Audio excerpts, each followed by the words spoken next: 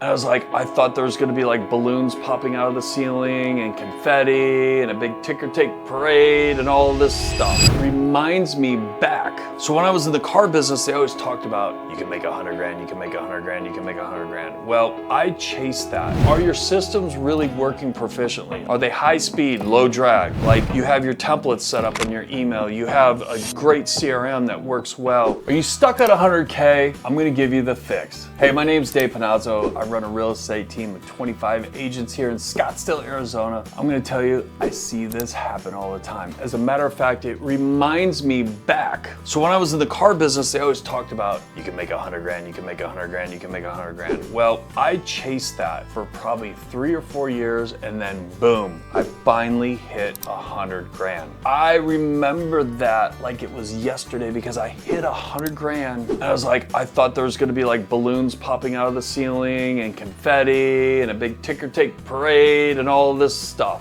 Well, guess what? None of that happened, and I just sat there going, okay, I made 100 grand. I think in today's world, you know, everyone thinks that they can get in, just make a quick buck and make 100 grand. I don't care what age you are. And listen, not everyone wants to make a kajillion dollars. Not everyone wants to make $1 million, $2 million, $5 million, $10 million.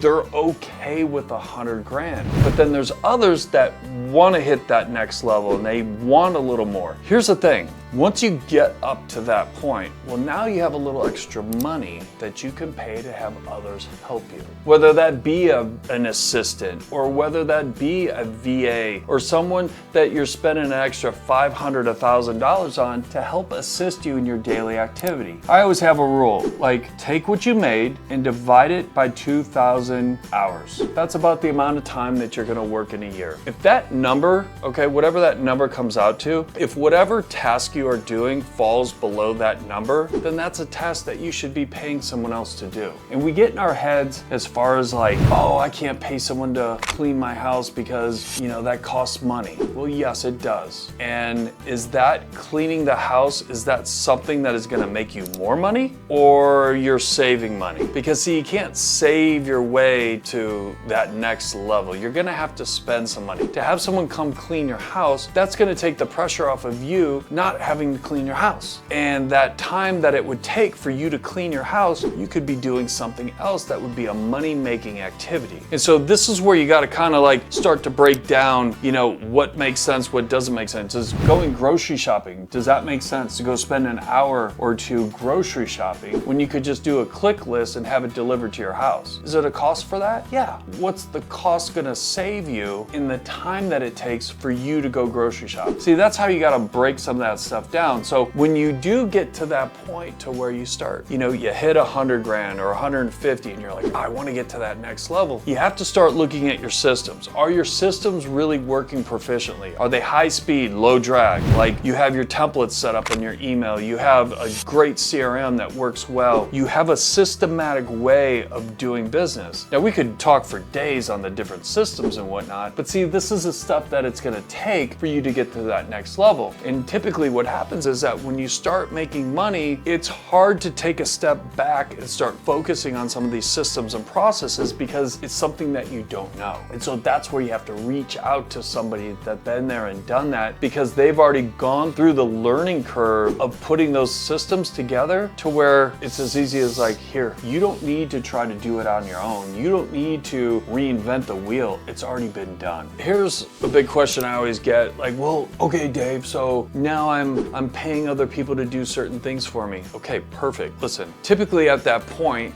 you don't have time, right? So now all of a sudden you're buying back your time by delegating some of these tasks. Well, guess what? You can use that for your own self. If you want to put some self-development time in there, if you want to go work out, if you want to go for a bike ride, if you want to go for a hike, enjoy yourself like you've worked hard to get there. Or you can look at it as, if I buy back my time, I could spin that over here to where I'm really good on the phone converting people, well, now all of a sudden you're going to add an extra maybe 2 to 5 hours a week of being able to make cold calls or do follow-ups or whatever the case may be, which is an income producing activity. So you got to flip the script here. Would you rather be cleaning your toilet or making calls, get a potential client to go take a look at a house? These are the things that you have to break down in order to look at that bigger picture. And I'm telling you guys and gals, reach out to somebody that is a mentor or someone that you look up to that is already doing these things. They will be more than glad to share them with you. Now, if you like some of these tips and tricks and some of these things that I talked about, please let me know. Make a comment down below, hit the like button, and definitely hit the subscribe button, because every week I am dropping heat right here on this channel. And as always, let's make it a great day.